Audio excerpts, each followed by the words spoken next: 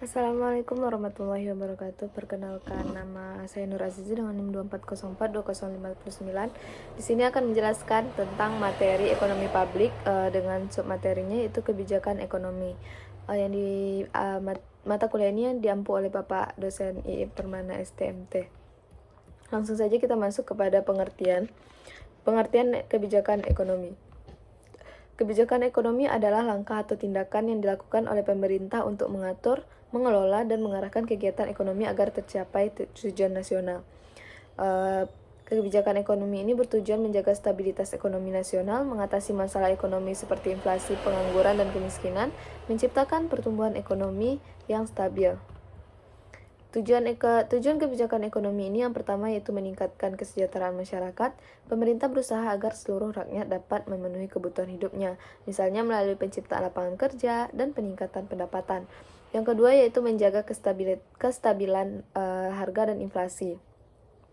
Tujuan agar harga barang dan jasa tidak naik terlalu cepat sehingga daya beli masyarakat tetap terjaga.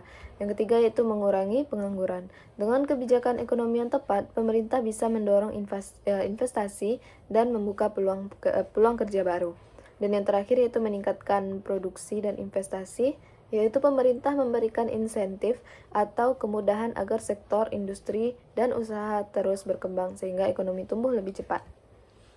Selanjutnya kita masuk kepada jenis-jenis kebijakan ekonomi. Yang pertama yaitu kebijakan fiskal, yaitu mengatur pendapatan dan pengeluaran negara melalui pajak dan anggaran. Contohnya pengeluaran APBN ini untuk membangun jalan, sekolah, dan rumah sakit.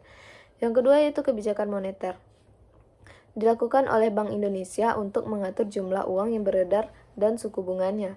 Contohnya, Bank Indonesia ini menurunkan suku harga untuk mendorong investasi. Yang ketiga yaitu kebijakan perdagangan, mengatur kegiatan ekspor dan impor barang atau jasa, contohnya pemberlakuan tarif impor tinggi untuk melindungi industri dalam negeri.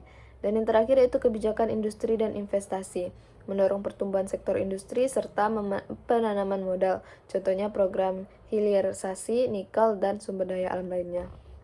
Selanjutnya kita masuk kepada dampak dari kebijakan ekonomi ini. Dampaknya itu ada dua, yang pertama positif dan negatif. Dampak positifnya yaitu pertumbuhan ekonomi meningkat, kesejahteraan masyarakat juga meningkat, mengurangi pengangguran, meningkatkan daya saing nasional, serta pemerataan pembangunan antar daerah. Sementara itu, dampak negatifnya yaitu inflasi dan kenaikan harga barang, ketimpangan ekonomi, defisit anggaran negara, ketergantungan ekonomi pada sektor tertentu, serta ada dampak lingkungan.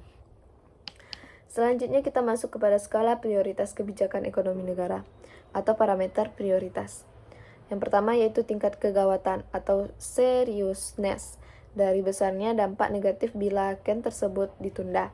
Yang kedua yaitu tingkat kemendesakan kebutuhan sesuatu ken untuk mengatasi masalah perekonomian nasional. Yang ketiga yaitu perkembangan dampak negatif atau tren dari suatu masalah bila tidak ada ken yang disusun pemerintah untuk mengatasinya. Penetapan kondisi dan kriteria kegiatan ekonomi prioritas agar tujuan yang diinginkan dapat dicapai secara optimal, realistis, terukur, dan transparan. Ken atau kinerja ekonomi publik. Yang pertama itu kan untuk kesejahteraan rakyat. Yang pertama pemenuhan kebutuhan publik, ketahanan dan kedaulatan ekonomi nasional. Itu dapat menciptakan lapangan kerja, ketahanan pangan, ketahanan energi, dan kedaulatan dan ketahanan ekonomi nasional dari pengaruh negatif ekonomi global. Dan dalam mendorong pertumbuhan bisnis, yang pertama itu keberhasilan investasi atau bisnis secara mikro. Pengertiannya itu ada bisnis, F sama dengan laba, B laba sama dengan penjualan dikurang biaya, dan laba maksimal, penjualan maksimal sama dengan biaya MI.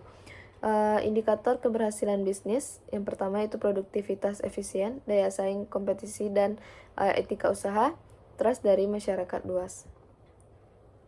Contoh kebijakan ekonomi di Indonesia ini adalah salah satu kebijakan ekonomi yang penting di Indonesia adalah program hilirisasi industri nikel.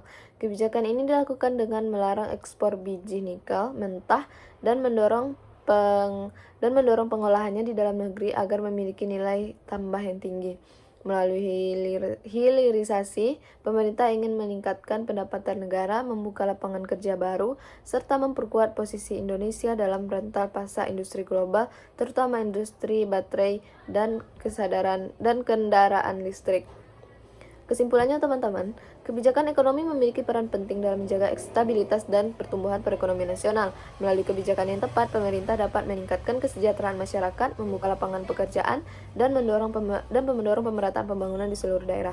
Namun, setiap kebijakan juga harus didorong dengan hati-hati agar tidak menimbulkan dampak negatif seperti inflasi, ketimpangan, atau kerusakan lingkungan. Oleh karena itu, keberhasilan kebijakan ekonomi sangat bergantung pada keseimbangan antara pertumbuhan, pemerataan, dan keberlanjutan.